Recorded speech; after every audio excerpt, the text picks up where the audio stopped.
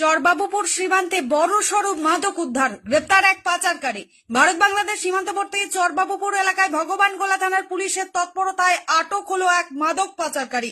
মঙ্গলবার গভীর রাতে চালানো এক গোপন অভিযানে উদ্ধার হয়েছে প্রায় 3.5 কেজি হিরোইন ও 35,000 ইয়াবা ট্যাবলেট। পুলিশ সূত্রে খবর, উদ্ধার হওয়া মাদক দ্রব্যের আনুমানিক বাজার মূল্য প্রায় 4.5 কোটি টাকা। এই অভিযানে পরিচালনা করেন ভগবানগোলা থানার ভারপ্রাপ্ত আধিকারিক বিশ্বজিৎ হালদার। তার সঙ্গে অভিযানে উপস্থিত ছিলেন এসডিপিও উত্তম গড়াই, সিআই মানস দাস এবং একটি বিশাল পুলিশ বাহিনী। গ্রেপ্তার হওয়া ব্যক্তির নাম সন্তু শেখ, যিনি চরবাবুপুর এলাকারই বাসিন্দা। পুলিশের অনুমান, দীর্ঘদিন ধরেই সে সীমান্তবর্তী এলাকায় সক্রিয়ভাবে মাদক পাচারের সঙ্গে যুক্ত ছিল। এসডিপিও উত্তম গড়াই বলেন, গোপন সূত্রে প্রাপ্ত তথ্যের ভিত্তিতে আমরা এই অভিযান চালাই। অভিযুক্তকে জেরা করে মাদক পাচার চক্রে আরো সদস্যের সন্ধান পেতে আমরা তৎপর। পুলিশ জানিয়েছে, উদ্ধার হওয়া মাদকদ্রব্য ফরেনসিক পরীক্ষার জন্য পাঠানো হয়েছে।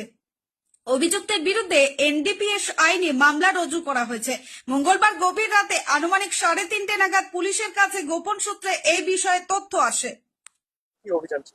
আজকে একটা সোর্স ইনফরমেশন ছিল যে চর বাবুপুরের এখান দিয়ে বাংলাদেশে কিছু মাদকদ্রব্য পারাপার হবে।